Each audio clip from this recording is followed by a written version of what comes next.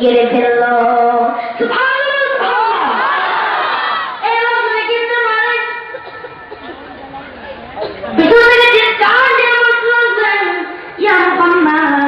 নিরাপত্তা নিরাপত্তা এমনকি আমি করবো না। নবী মায়ের নবী আল্লাহ দরবারে করলেন। দোয়া করার পরে সারাটা ইবনে মালিকের ঘোড়াটা মুক্তি পেল। সুবহানাল্লাহ। এইবার শুধু জান পায় সারাটা ইবনে মালিক পুনরায় রাসূল পাক সাল্লাল্লাহু আলাইহি ওয়াসাল্লামকে হত্যার জন্য সারাটা ইবনে মালিক পুনরায় তার তরবারি বের করলেন। এই বাড়ি কি হলো?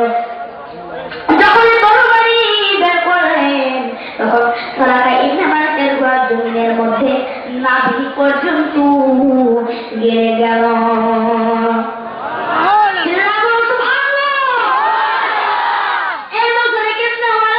ভিতর থেকে চিৎকার দিয়ে বলতে লাগলেন, ইয়া মুহাম্মদ, নিরাপত্তা দিন, নিরাপত্তা দিন, এমনটি আর কোনদিন করবো না।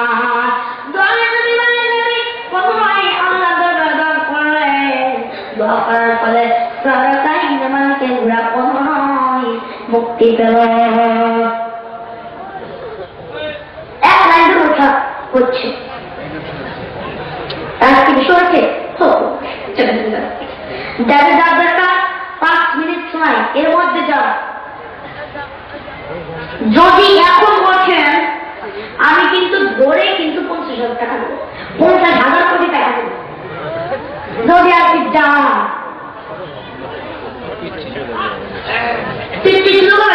সমস্যা কি? কিন্তু পুরুষরা আপনার কিন্তু বড় লোকরা দেয় না, সমস্যা আছে। এবার দয়ানবী মায়ের নবী পুনরায় আমার দরজা করলেন। দোয়া করার ফলে সারাটা ইবনে মালিকের ঘোড়া পুনরায় মুক্তি পেল। এবার ইবনে মালিক তার ঘোড়া থেকে নেমে আল্লাহ রাসূল সাল্লাল্লাহু আলাইহি ওয়াসাল্লামের উটের সামনে হাঁটু গেড়ে বসলেন। বসে বললেন, ইয়া মুহাম্মদ, আপনি শক্তিশালী রবের কথা বলেন, সে রবের পরিচয়টা কি? পরিচয় দেন। আপনার সেই শক্তিশালী রব কিসের তৈরি? স্বর্ণের তৈরি, রূপার তৈরি, নাকি অন্য কিছুর তৈরি?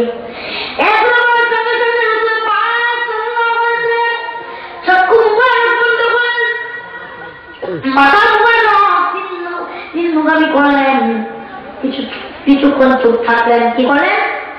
চুপ থাকলেন।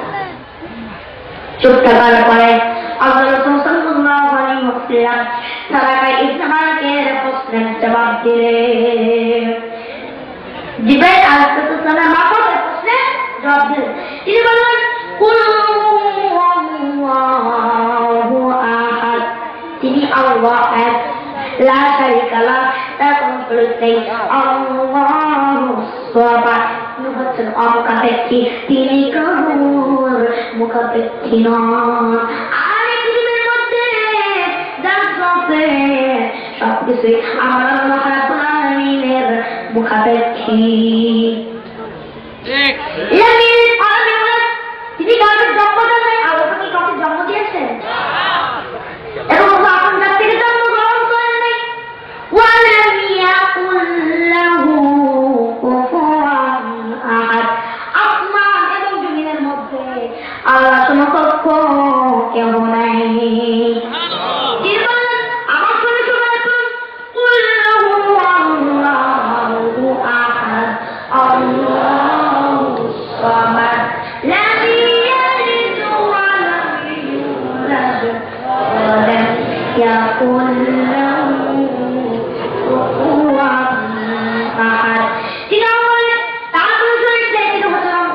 তিনি কারো মুখাপেক্ষী নন, তিনি কাউকে জন্ম দেন নাই এবং কারো থেকে জন্মগ্রহণ করেন নাই। আকাশ এবং জমিনের মধ্যে আল্লাহ সমকক্ষ কেউ নাই।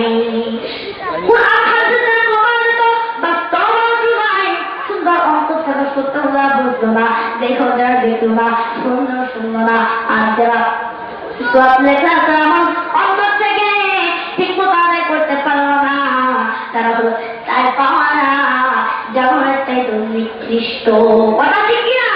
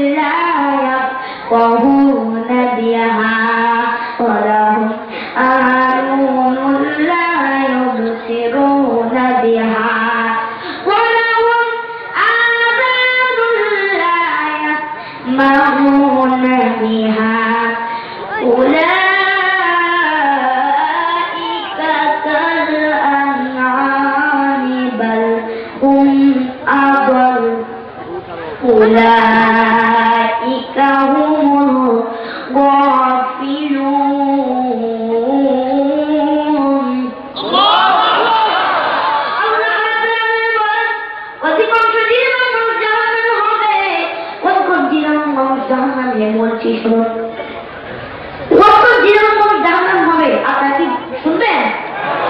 শুনুন, বলছি শুনুন, আল্লাহ সেই সমস্ত জিন এবং মানুষদেরকে সুন্দর একটা অন্তর দিয়েছেন, দিয়েছেন না? সেই সমস্ত জিন এবং মানুষদেরকে সুন্দর একটা অন্তর দিয়েছেন না? সে অন্তর দিয়ে তারা আল্লাহর কথা কোনদিনও চিন্তা ভাবনা করে না। আল্লাহ তাদেরকে দেখার জন্য সুন্দর সুন্দর দুইটা চোখ দিয়েছেন, সে চোখ দিয়ে তারা সত্যকে রাখে না। আল্লাহ তাদেরকে শোনার জন্য সুন্দর সুন্দর দুইটা কান দিয়েছেন, সে কান দিয়ে তারা তোর কথা শোনে না। সব লোক হলো জানোয়ারের মতো, বরং তার তো নিকৃষ্ট পথভ্রষ্ট।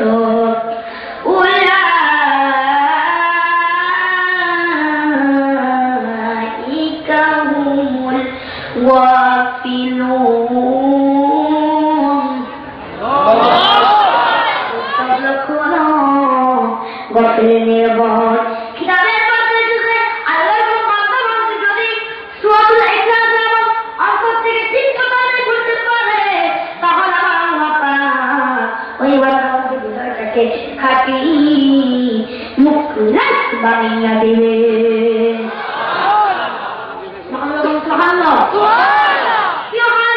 আমাদের সকলকে চারটি কাজ করতে হবে এবং চারটি কাজ থেকে বিরত থাকতে হবে। কথা ঠিক না? কোন চারটি কাজ করতে হবে আমি এখনই বলছি।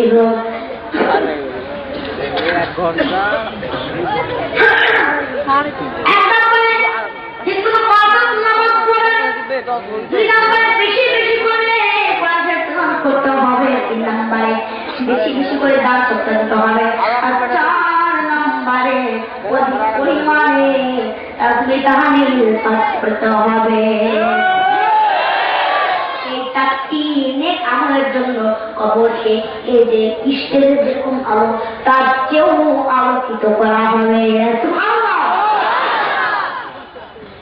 সেখানে 100% আলো করা হবে। এখনো তো সে কবরে 100% এখনো স্কেল পাচ্ছে, আর আরো 90% কবরের মধ্যে বাড়িয়ে দেওয়া হবে। 4টি কাজ ঠিক মতো আমরা করতে পারি। আমাদের সকলকে 4টি কাজ করতে হবে এবং 4টি কাজ থেকে ব্যস্ত থাকতে হবে। কোন 4টি কাজ থেকে ব্যস্ত থাকতে হবে এখনই বলছি শুনুন। 1 নম্বরে মিথ্যা কথা বলতে আমাদের সবাই বিরত থাকতে হবে। 2 নম্বরে বিপদ থেকে আমাদের সকল বিরত থাকতে হবে। 3 নম্বরে চুগলখুরি করা থেকে আমাদের সকলকে দূরে থাকতে হবে। আর 4 নম্বরে উত্তর সাফাইয়ের প্রতি অবহেলা করা থেকে আমাদের সকলকে দূরে থাকতে হবে। এই 4টি বদ আমাদের জন্য কবরের মধ্যে ভীষণ আযাব হতে থাকবে।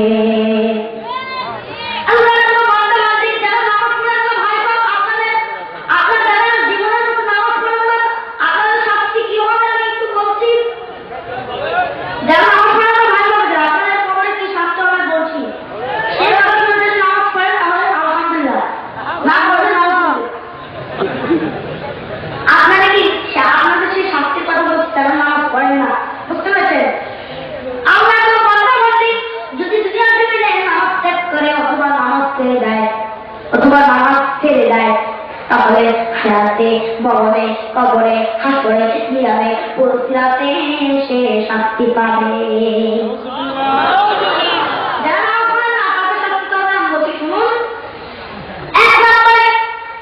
মুখমণ্ডল থেকে একটা ঝুঁকি আছে, মুখের চেহারা আছে, সে মুখের চেহারাটা মুখে ফেলা হবে, বিদ্যুৎ চেহারা দেওয়া হবে, বিদ্যুতে মুখের চেহারাটা বিদ্যুতে দেওয়া হবে।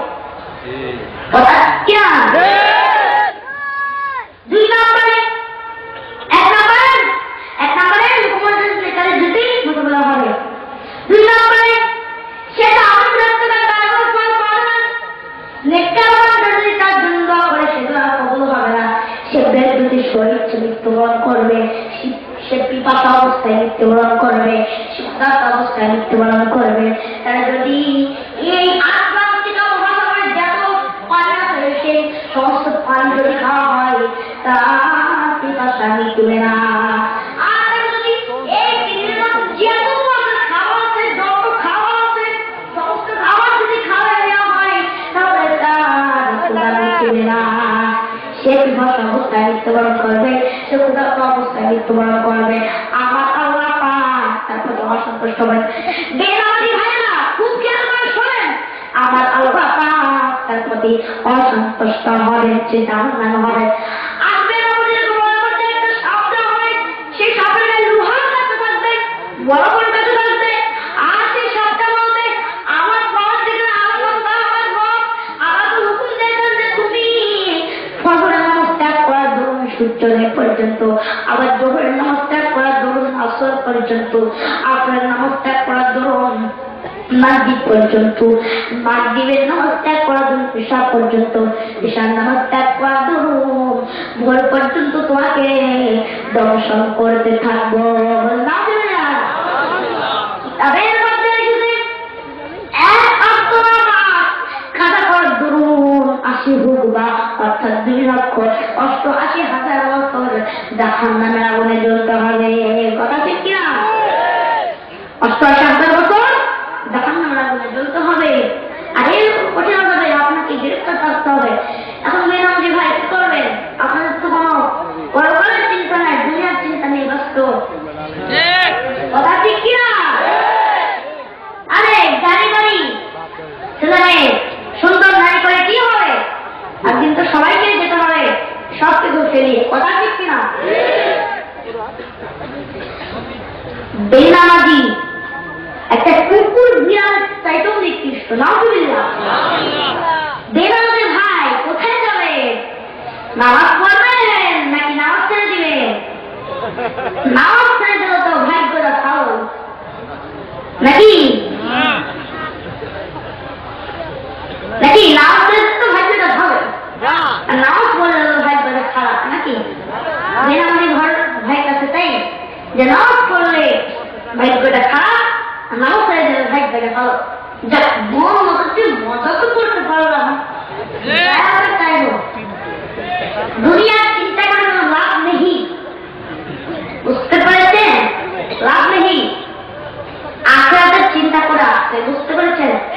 অনন্ত কালের চিন্তা করেন, দুনিয়ার চিন্তা করে ফেলে দেন। স্বামী স্ত্রী কি হবে? আর দুনিয়া হাজার হাজার কোটি কোটি লক্ষ লক্ষ শত শত বছরের আখিরাত। 2 দিনের দুনিয়া আর অস্তিকার নেয়। কথা ঠিক কিনা?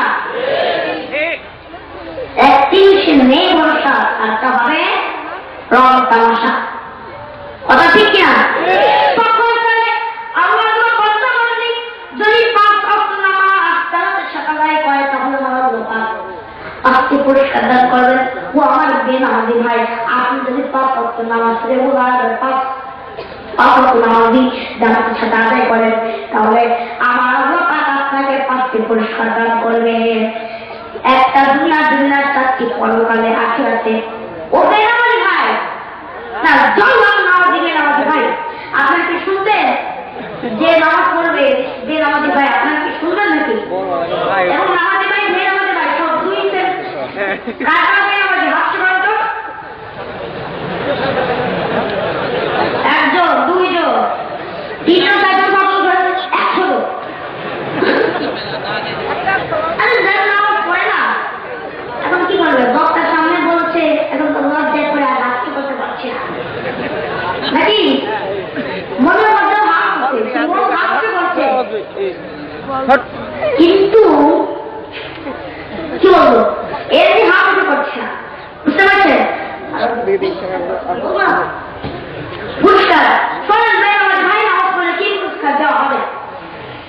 1 নম্বরে দুনিয়ার জমির সমস্ত রিজিকের আমার দূর করে দেবো। রিজিকের অভাব দূর করে দেবেন। 2 নম্বরে করোনাটা মাফ করে দিবেন। 3 নম্বরে 20 দিন আর করে দিবেন। 20 দিনের পৌঁছরা আপনারা যা আছে বিদ্যুৎ চপায় না পয়সা এনে দেবে যেরকম এক সেকেন্ড না ওরকম 20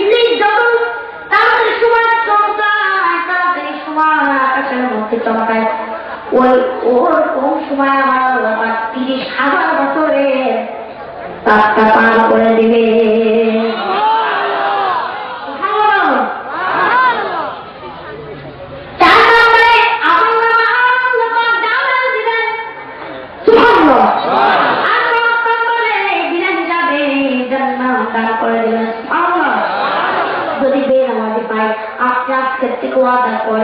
যদি আপনি নামাজ পড়েন তাহলে এই 5টা পুরস্কার দেওয়া হবে। আর যদি নামাজ পড়েন না, আর যদি নামাজ ছেড়ে দেন তাহলে ওই শাস্তি আপনাকে পেতে হবে। যারা বেনামাজি তারা আমার কাছে পড়া করেন তো যে আমি জীবনের মতো নামাজ কি করলাম ধরলাম আগামীকাল থেকে আমি না কতটা সময় থেকে আমি জীবন যতদিন বেঁচে থাকবো আমি নামাজ পড়বো। কথা করেন ওরা কি করবেন? ইনশাআল্লাহ হাত করেন সবাই নিয়ত করলেন ইনশাআল্লাহ।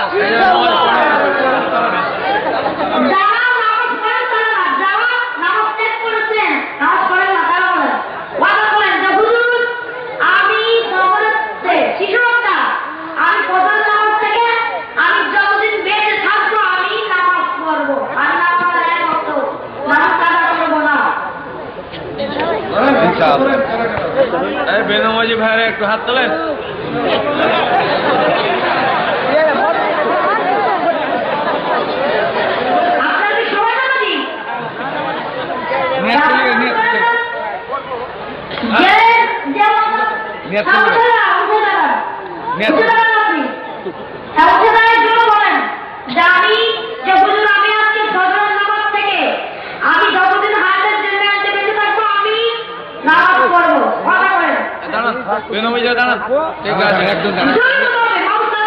আমি যতদিন বেঁচে থাকবো নামাজ পড়বো।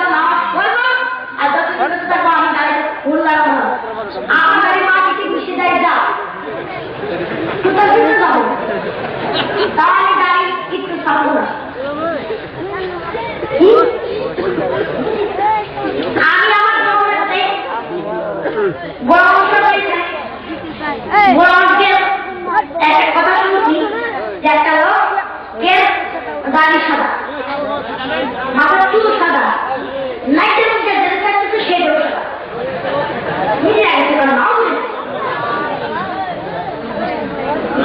সময় রাখছি।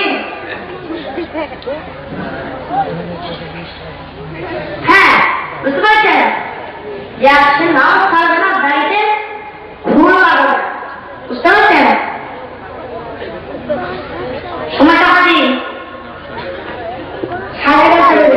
বেশি রাত করা যাবে না। সেটা আমাদের আবার যেতে সমস্যা হবে। আমরা যেখানে আসছি সেখানে রাত দেওয়া হবে না। বুঝতে পারছি ঘরে কুয়াশা করতো সময়টা হাজি আপনাদের উদ্যোগ শিখতে পারলাম। আমার কিছু বললাম এখন ওই যে পর্দার অনেক মানুষ আসলে যে প্রজেক্টটা দেখছেন ওই যে প্রজেক্টের সামনে বসে সাদা মানুষ দেখতেছে তিনটা প্রজেক্টের সামনে বসে বসে দেখতেছে মামুন না মামুন উদ্দেশ্যে কিছু দরকার আছে না। যদি মামুন উদ্দেশ্য না করি মামুনটা কি বলবে আপনারা কি জানেন? কথাই তো বলে মামুনটা কি বলবো আপনারা কি জানেন? জানেন না? মামুনটা বলবে শিশুরা পুরুষদের সামনে বসেছে পুরুষদের কথাই বললো আমাদের কোনো কথা বললো না। এগুলো বলবে না ওই মামুনের উদ্দেশ্যে একটু দরকার আছে না? মামুনের মর্যাদা হচ্ছে বেশি। বুঝতে পেরেছেন? মা বোনদের মর্যাদা সবচেয়ে বেশি। কেমন বেশি? আপনারা কি জানেন যে আল্লাহ রাসূল সাল্লাল্লাহু আলাইহি ওয়াসাল্লামের কলিজার টুকরা ছিলেন মা ফাতিমা জোহরা, এই জন্য বেশি। যদি আল্লাহ রাসূল সাল্লাল্লাহু আলাইহি ওয়াসাল্লামের কলিজার টুকরা থাকতেন ইমাম হাসান, তাহলে পুরুষদের মর্যাদা বেশি হতো। বুঝতে পারছেন?